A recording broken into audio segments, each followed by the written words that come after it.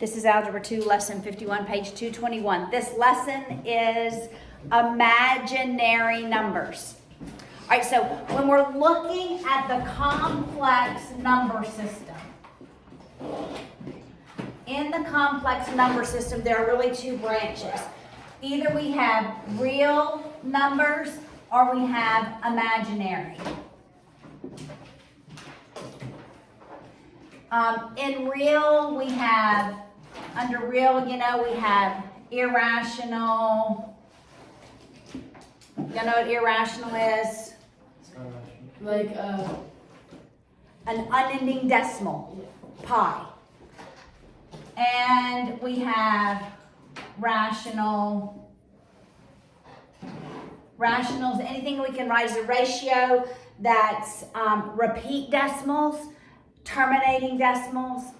Under rationals, we have integers,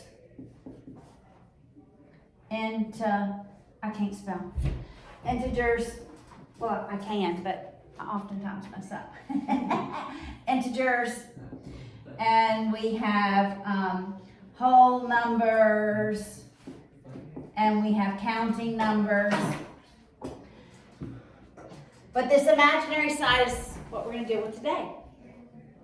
So imaginary numbers are used typically with what's called polar coordinates.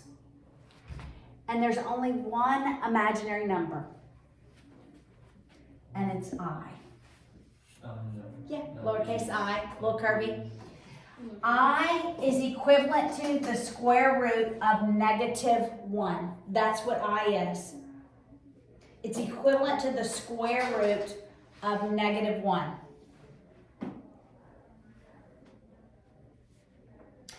Now, remember I have taught you guys the square root of anything times itself is what? Itself. Right? 4 to -1, square root times -1 would be 1. Square root of -1 times square root of -1 is Would it -1. be positive 1 then? Negative times negative, but it's square root, so it's kind of protected by the box. Correct. it's what? What's the Protected rule? by the box. Anything times itself, the square root of anything times itself is Itself. itself. Okay, so there's a pattern with I. All right, so if you just memorize the pattern, it's I1, the middle two are negative. Got it? I1, the middle two are negative. That's a Miss Paula-ism. Right? I1, the middle two are negative. Okay. Why? Because we're always going to leave as I. And we know that that is represented by the square root of -1. All right? So, if I had the square root of -3,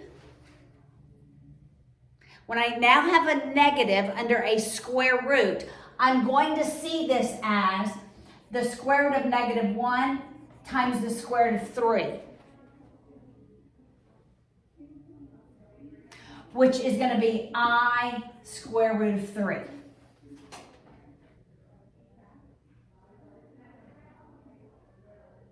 Got it? Okay. Now, what if I have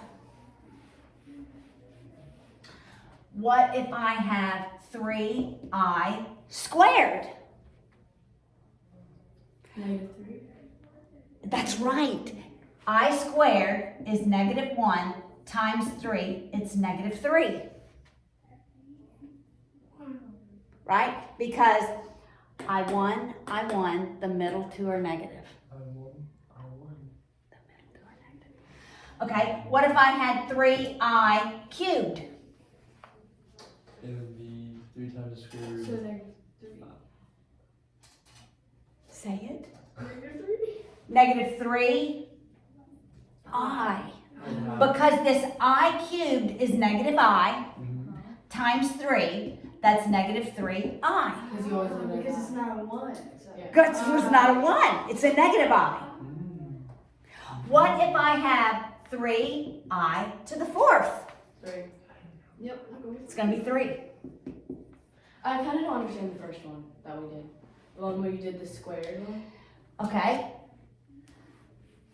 So anytime we have a square root and it has a negative under it, really I could see this as the square root of -1 times +6. I'm always pulling that negative out as the So I. you factor out So the negative 1 is. -1 times, so once I see it this way, then I can, because they're multiplied, I can see them as radicals multiplied.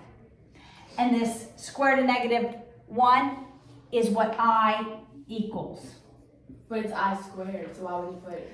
It's not squared. Look, I remains as I, and it is equivalent to the square root of -1. That's So it's what like I that. represents.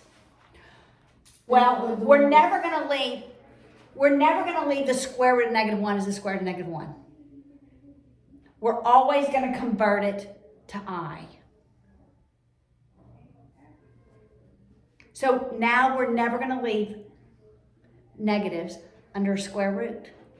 We're gonna convert them to I's. I. Okay, so this pattern repeats. I to the 5th is I. I to the 6th is -1. I to the 7th is -I. I to the 8th is 1. 9th, 10th, 11th, 12th. The pattern repeats. So, guys, if I had, for example, and this is not in your textbook, so I'm going to write over here, remainder, because patterns are oftentimes on the ACT. I should move that camera over a little bit. Patterns are on the ACT. Now we can see it. So what if I had I to the 43rd? How in the world would I know what it is? Okay, when a pattern repeats, you look at how many there are in the pattern, there's 4. I'm going to take the 43, divide it by 4, and I'm going to look at the remainder. If the remainder is 1, it's I. If the remainder is 2, it's I squared. If the remainder is 3, it's I cubed. Here's what you have to remember. If it's 0, that means it goes into it 4 equally. So it's 1. And what if it's a different number? It won't be. Then you've divided wrong. Okay, so let's do it. 4 into 4, 1, that's 4, 3, 0. My remainder is 3. It's -I. I to the 43 is -I. Can't you just say it's odd, not a number? Or does that not work? Could you just say what? It's an odd number. No, because we have 2 odds. You have to know, does it, and we have 2 evens. Okay, so what if it were 45? You divide it by 4 again. We divide it by 4, that's 1, that's 5. My remainder is 1. So now, I to the 45th is I. Right? You're dividing it and you're looking at the remainder. If it's I to the 48, you do 48 divided by 4. What's going to be our remainder? I forgot my calculator. 0. So 1. So it's 1. That's correct. It's I to the 4th, which is equal to 1. All right, so this pattern repeats itself. So I is not so difficult, is it? As long as you remember I1, the middle two are negative. That is the pattern. All right, so let's look in your textbook.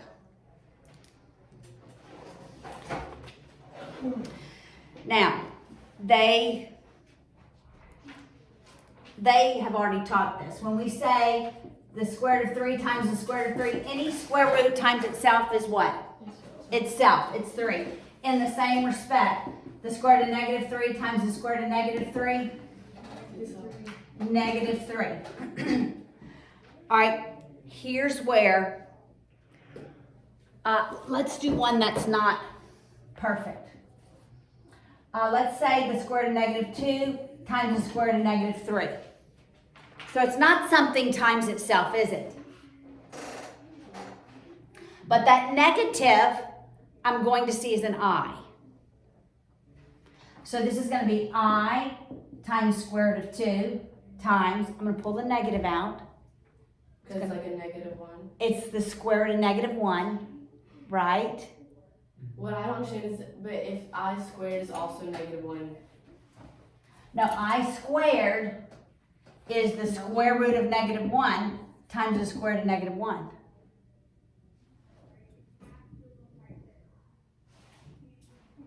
Which is negative 1.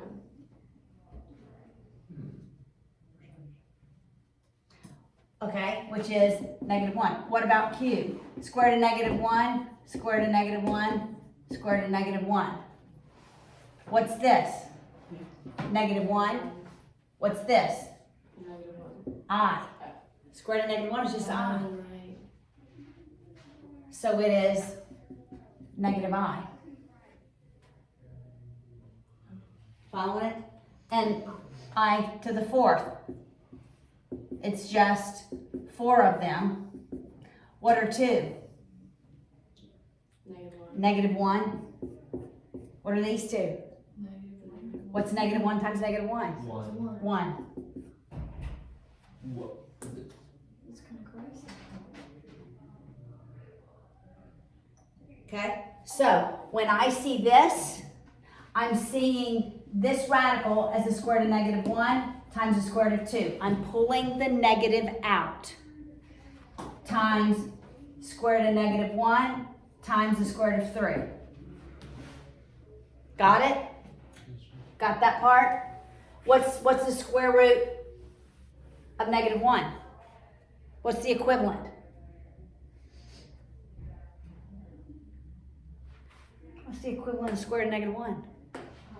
I. I times square root of 2 times I times square root of 3. When we multiply variables, what do we do to the exponents? Add them. So it's I squared times, and we can multiply under the radical, square root of 6. Oh, we added them. Well, you just multiplied them. This is all multiplied. All of these are multiplied. Oh, wait. When we multiply variables, what do we do to the exponents? Multiplication is? Division. Multiplication is? Addition. Multiplication is addition, right? All right, what does I squared equal? Negative 1. So this is negative square root of 6. So when you see 2 negatives under a radical, what are we going to do? Pull the negative out, square root of 6. Because those 2 negatives represent I squared.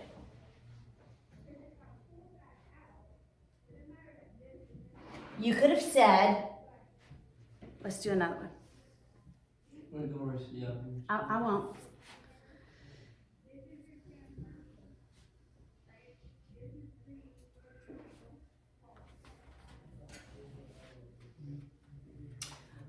All right, what if I had, I don't want negative 5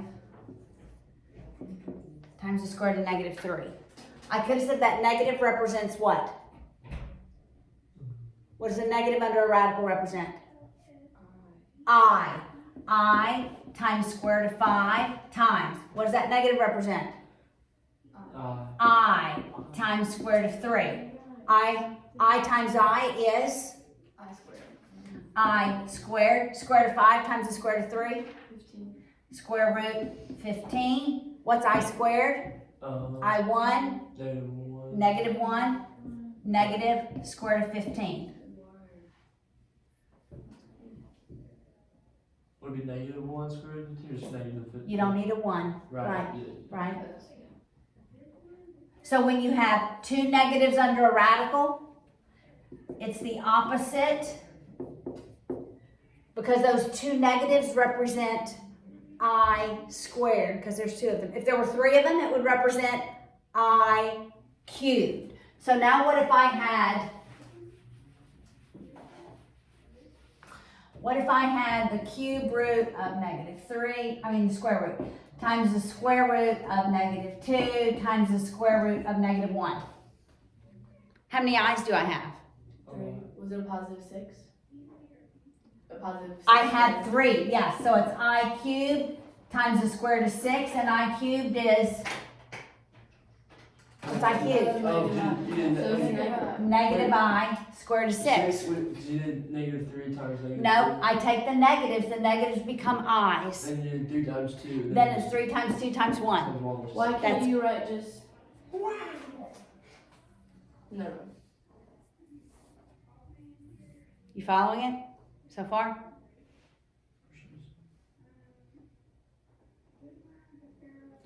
Okay, so if I just ask you, what is the square root of negative 13? What is that? I times So 3 that, yeah. I, what? times square root of 13. Square root of 13. That's right. That's exactly right. What if I ask you,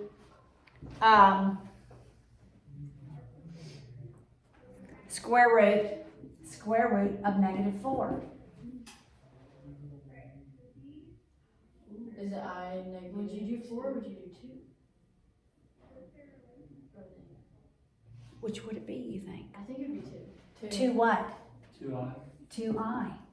I. The negative is the I. What's the square root of 4? 2. 2. And why is it that negative? Oh, it's the I. That's right. What? Could you do I too? It's I. No. Why is it go I? Okay, so why is it after the 2 but before the radical? Here's why. You always write your real numbers first. But typically we don't write anything after a radical because then it could appear as though it's under the radical, and it's not. So that's why all the numbers go before the radical. Okay. So I always go, 2 is like your coefficient for x. Like we wouldn't write x2, we'd write 2x. So same idea. Now, what is square root of 3 times square root of negative 2? That's square root of 3 Okay, times so- I times square root of 2. I negative 6. Wait, yeah. No, I said No. Negative 6. Negative 6 squared. Negative on the outside. Okay, haven't we taken care of the negative with the I? Oh wait, I thought 3 had a negative on it. Okay, it doesn't. So I, Is it I 6 squared? square root of 6. Right, that negative comes out. Your book sometimes writes it after I say, and in most of your textbooks, it's before.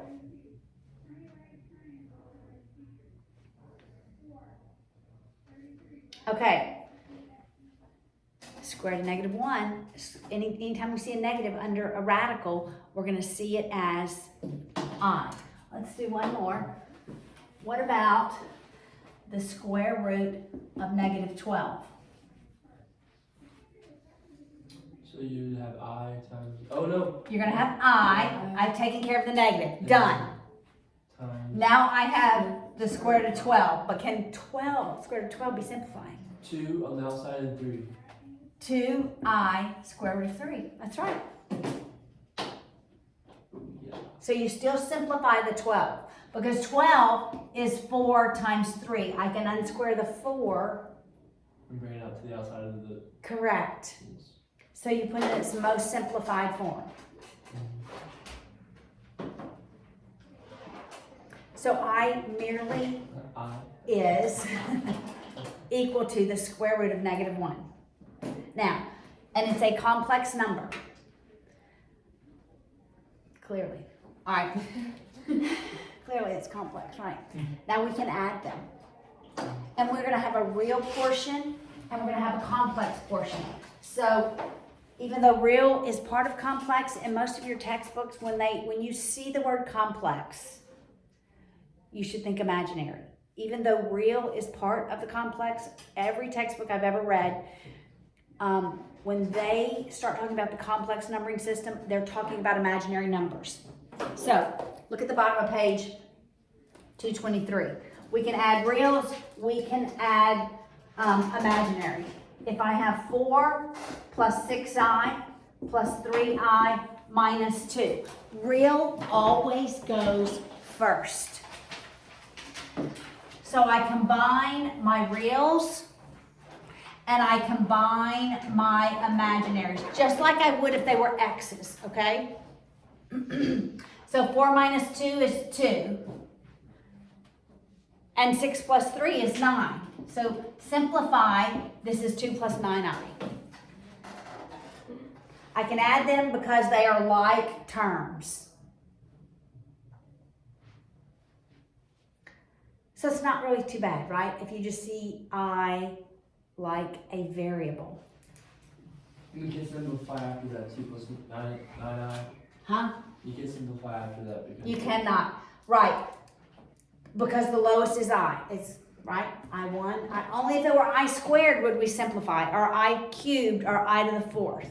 Would we then simplify? That's what I was thinking too. No. Yes. Okay. Look on the top of page 224, 51.4.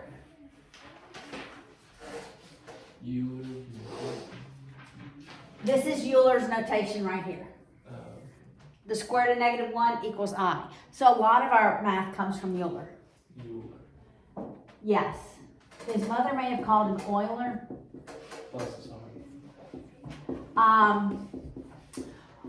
Well, if you look at pronunciation, so Euler, this guy, did a lot of math.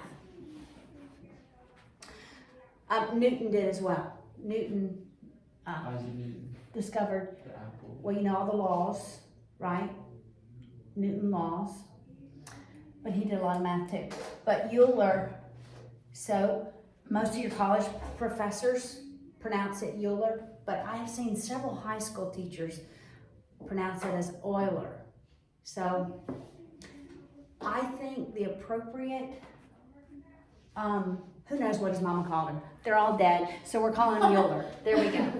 I call him Euler, but if you hear somebody say the word Euler, you think, oh, that's Miss Paula called him Euler, Miss Paula is right? Along with most college professors. Okay, remember, if it's positive, the signs don't change, but if it's negative, here's where we have to pay attention.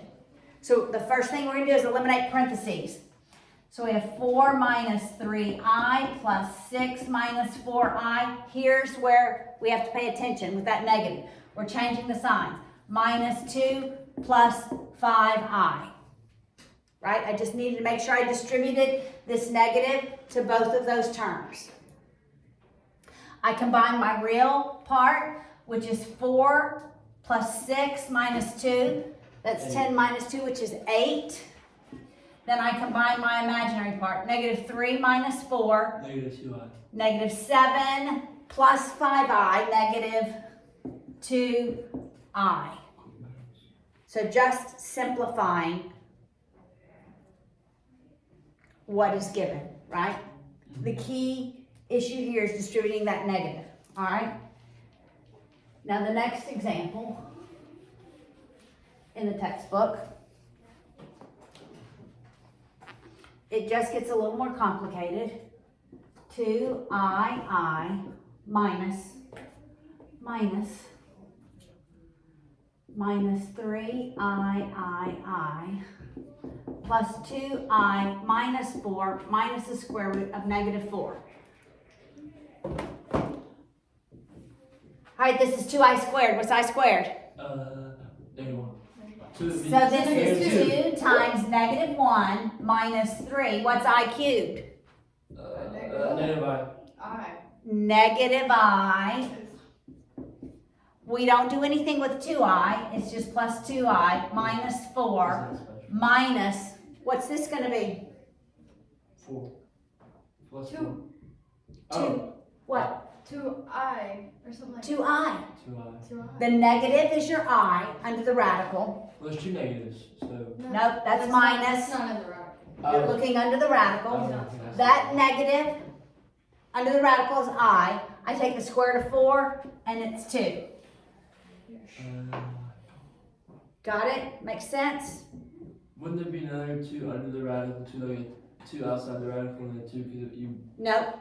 This is just unsquared. looks like the square root of negative 1 Oh, I don't know. I'm thinking of. times the square root of 4. I was thinking of the previous one where we had 2 like numbers under the radical. Right, that's because it was 12, yeah. Okay, so. Alright, so now this is negative 2 plus 3i, because we have 2 negatives, plus 2i minus 4 minus 2i. We combine our real, which is negative 6, right? And our 2i's cancel, so we're just left with 3i. Negative 6 plus 3i. Make sense? Easy. Easy.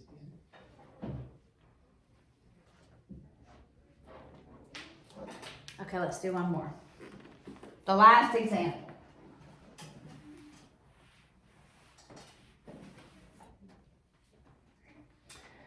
Three I cubed plus 2i squared plus 7i plus 4 plus 2i to the 5th. What's 2i to the 5th? 2i to the 5th? Yes. I to the 4th is. Oh, so what It's It was It's I, right? 1, 2, 3, 4, 5, Oh. 6, 7, 8. That is so cool. Right? So it's I. So this is just going to be 2i because it repeats it, right? Could have just subtracted 4. All right, what's I cubed? Negative I. All right, so this is going to be negative 3i because I cubed is negative I, right? What's I squared? Negative 1. So this is going to be minus 2. We don't simplify I. All right, But now you add like terms. correct. So you have 6i. Wait, Wait. 2. 2 and 2. And then our i's. That's 9 minus 3 plus 6i. Make sense? Okay, well, let's see.